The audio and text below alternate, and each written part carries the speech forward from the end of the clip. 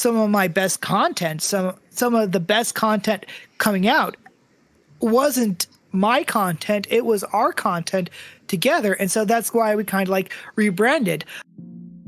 Hello, everybody. Welcome back to another episode of Who's Joe YouTube Edition, which is the power of Game Pass. You know what? Good time zone. It's math. It's a lot of math. That's very deep. Today, I am here with Alan, and why don't you go ahead and tell us a little about yourself? Well, hello, everybody. How you doing? My name's Alan. I used to go by Elko Cinella, but now I no longer go by that internet name.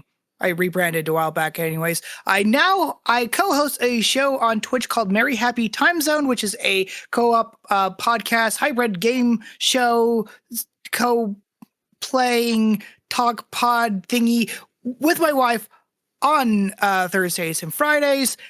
And I have a lot of interesting interests, and it's sometimes I'm all over the place. Sometimes I'm really focused. It depends on what day it is.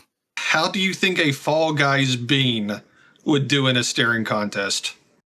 A Fall Guys bean will absolutely kill in a staring contest because as we know, the Fall Guys bean will do whatever it takes to win. And it is absolutely clear, whether it be falling to their death, falling to the sky, falling back and forth, they will get up, they will get down, they will look you straight into your face, and they are determined to win. Especially if we're talking season 1 pigeon Fall Guys players. If you encountered a season 1 Fall Guys pigeon player, that you will lose. You will lose hard because those pigeons are determined. The pigeon meta, and also if it was a pigeon on the yellow team, you are definitely going to be there for weeks on end, because not only do you have to overcome the stigma of being a yellow pigeon player in season 1, so you are having some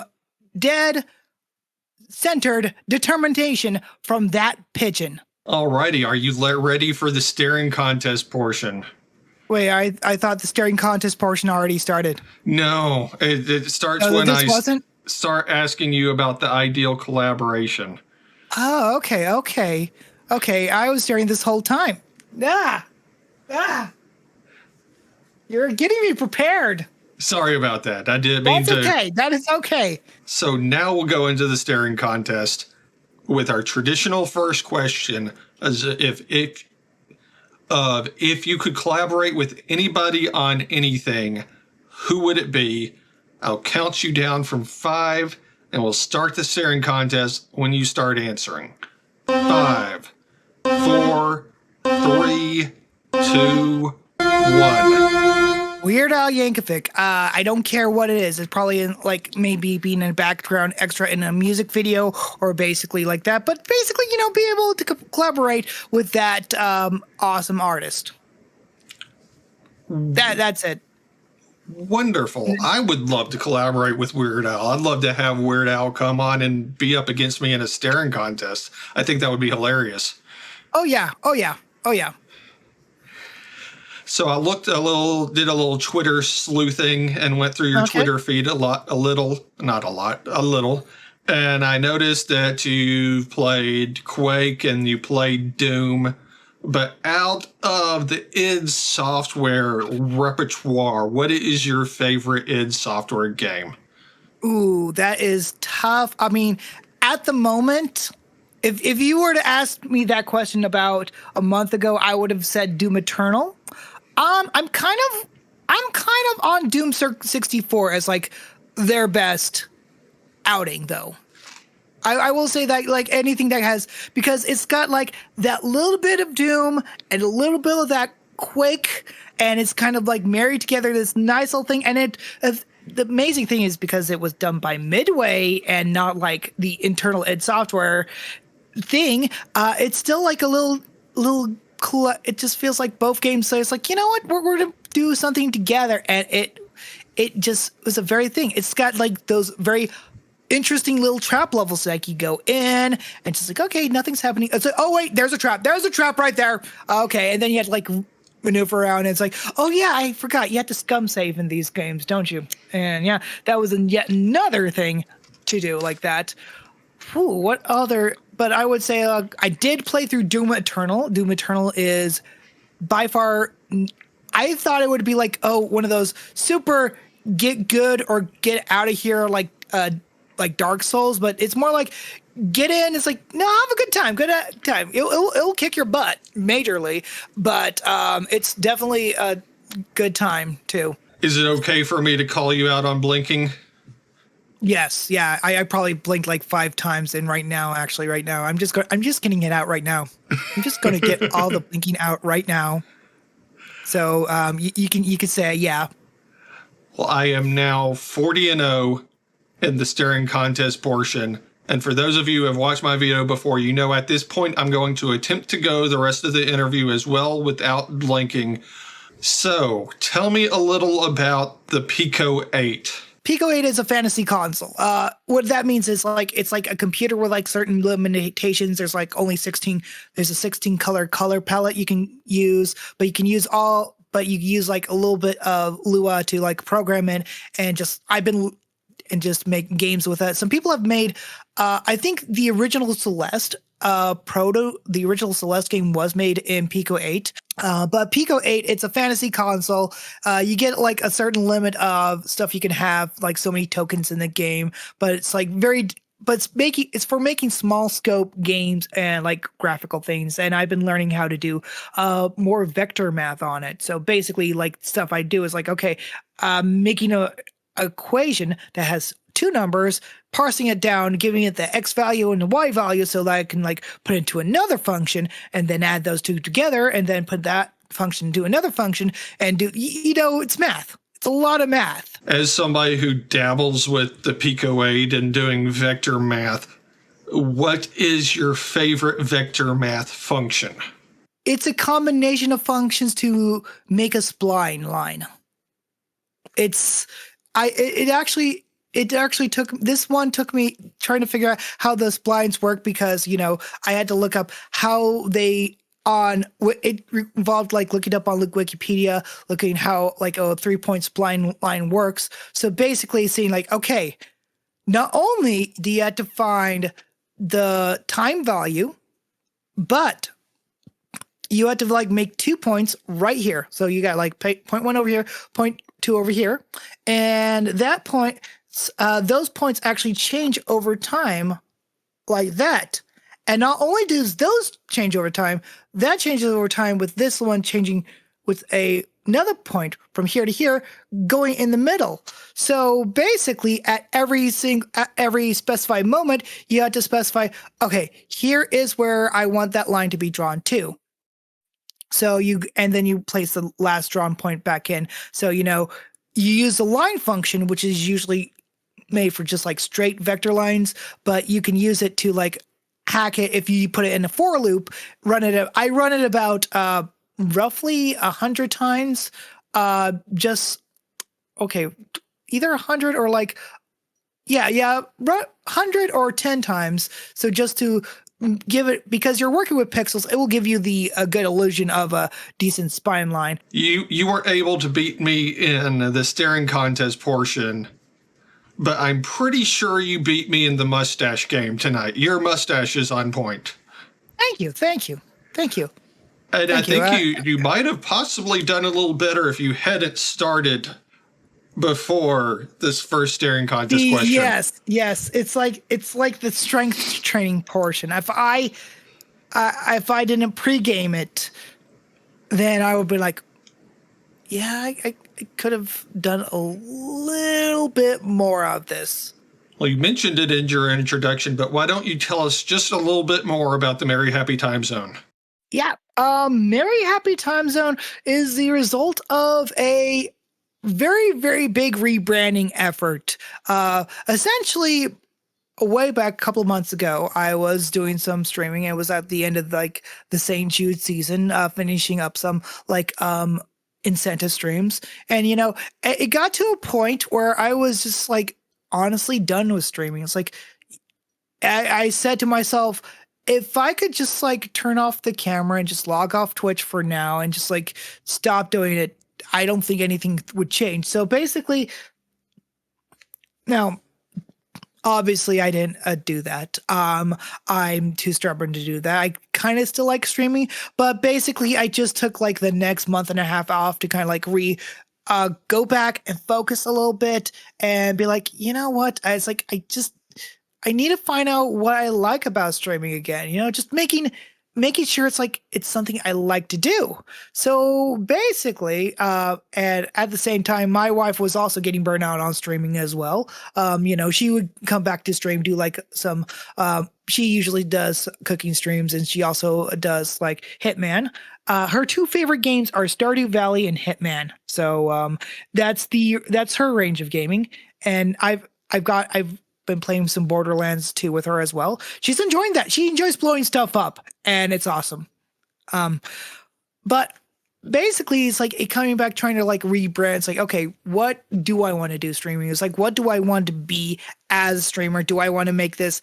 What do I want to make my thing? And then it came up, and it's like, you know what? I think my wife Kelsey, she was like, why don't we just do a co-op stream? Why don't we just go do the co-op idea? I'm like, okay.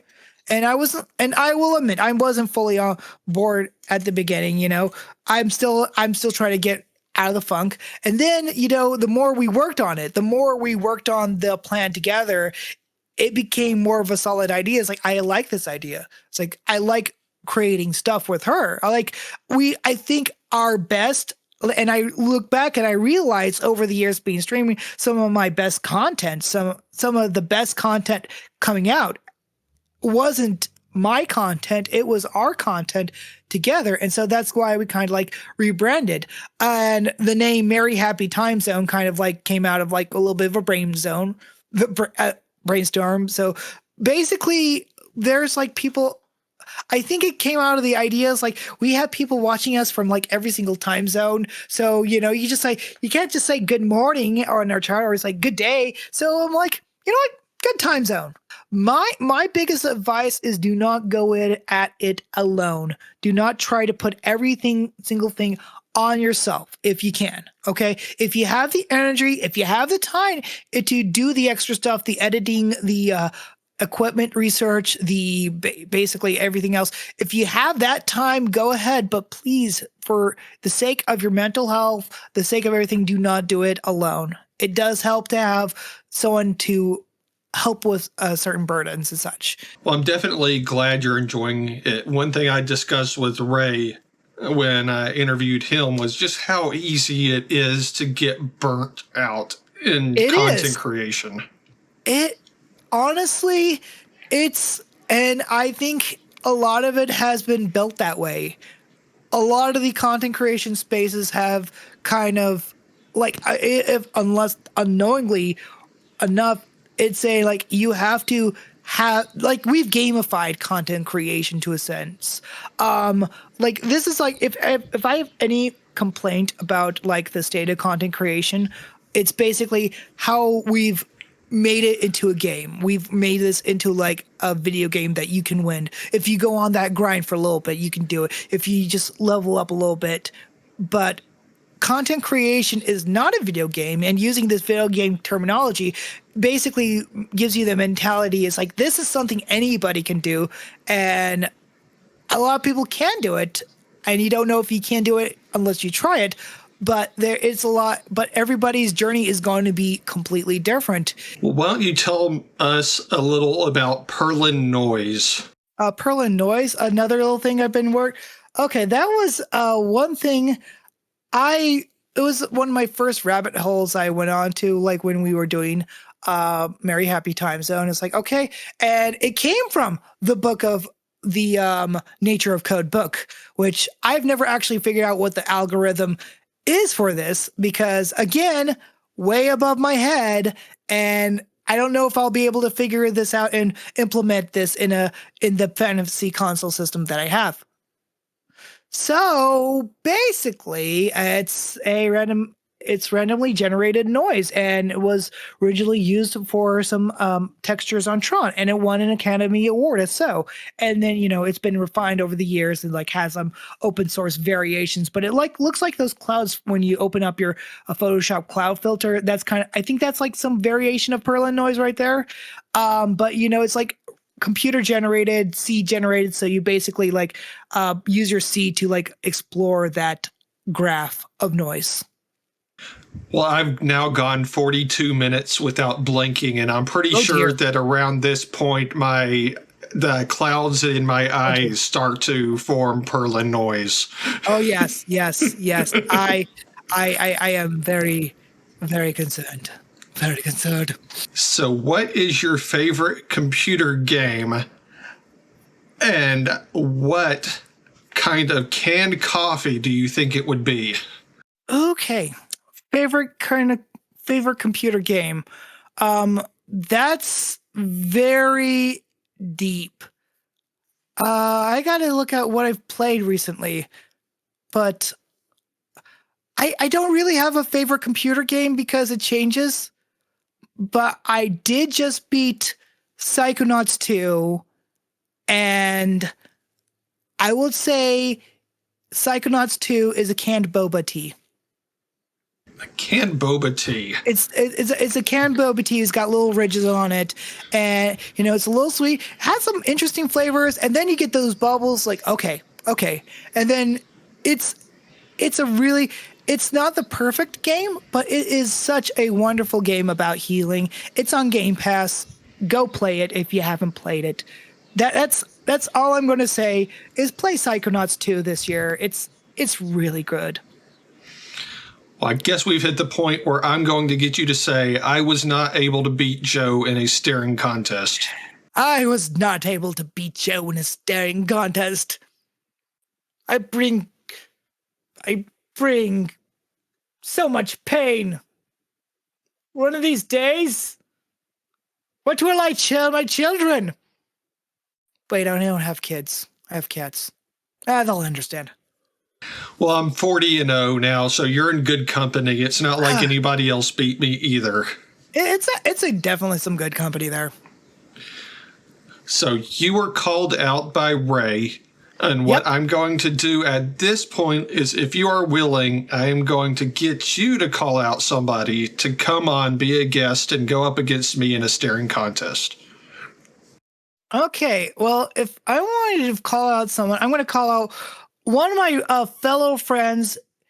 His name is Frame Loss, and he's adorable. He's also a streamer, and he's also into we share some common interests, such as Quake, some digital synthesizer music and the such, and generally being adorable. That's we have. Okay, so he's more adorable than me. I'm sorry. I can't do it, but he's got a lot of stuff, and he's a good friend. All right, Frame of Loss, I'd love to have you come on. I'd love to have you be a guest, and I'd love to have you go up against me in a staring contest, and you've been called out. So let me know if you'd like to come on. No pressure, obviously. It's a gentle invitation. Gentle nudge. It's like.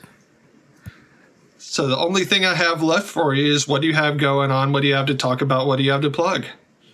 Okay, well, of course, as I said before, the only thing I do have to plug right now is that we are still playing, Merry Happy Timezone on Twitch, twitch.tv/Merry Happy Timezone. It's MHRHAP Timezone. As you can see on the, do you put your text above or below? I'll put it above. Okay, right there. Editing. Editing. As far as I'm trying to see what other stuff I'm just like, there's been a lot of things coming out. I'm excited for the announcements of Alan Wake Remastered. That was like one of my favorite. I got to play that last a couple years ago on game day. Was a very amazing game. Xavier Nelson Jr., who released a game called An Airport for Aliens, currently ran by dogs, released a spiritual sequel to one of his games called Can Android Survive? It's it's a FPS, and apparently it's based on Battle Tank and ET the video game. But Xavier is I follow a lot of his work as well because he did a little writing on Hypnospace Outlaw, also on Game Pass. Okay, if you haven't caught it by now, go get Game Pass. Okay, it's good.